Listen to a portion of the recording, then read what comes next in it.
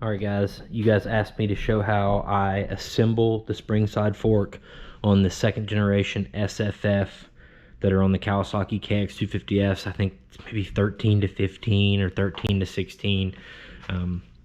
Basically what I do is, the way I reassemble is I take KTM part number 584.29.089.000 and use it as a threaded rod. It threads on to the damping rod, and that will help me. I can pull the damping rod through the fork. So let me show you how I do it. Putting the GoPro on my head. So really, I have it threaded on. Now I can just actually just set that there. Can you guys see that? Just bring the fork over. Then I have a rod. I can just pull the damping rod up through.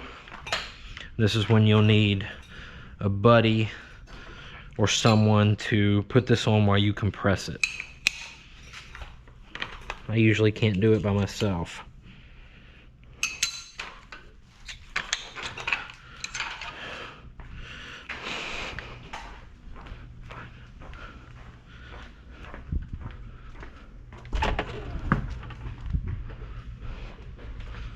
Slip this back on here for me, will you? I didn't have enough threads on it. Ready? Next one. Alright guys, my battery died right as I was latching this with help, but I don't know if you saw it or not, but basically I pushed down on the fork, and I had a buddy slide in this damper rod holder. Now I can thread off my KTM tool, thread on the Cowie bolt, and then push it down again, pull this back out, tighten the bolt down inside, and the fork's good after I put oil in it. So I doubt you'll want to go out and buy this KTM tool, because I'm sure it's probably expensive, but the bottom line is you need some kind of threaded shaft, the same size threads as the bottom of the damping rod. I can't remember what they are, but it's going to be easy to figure out.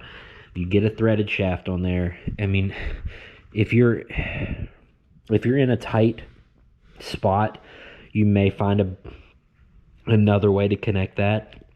You might even be able to tape it enough to pull it through one time. The only other way I've done this before is actually putting the fork in a press and keeping the fork off the floor and pressing and barely touching this with my finger to guide it through the bottom of the fork so that I could get this on it. But I'm telling you, I've screwed around with that for hours before. This is a much better way. Just get some kind of threaded shaft holder.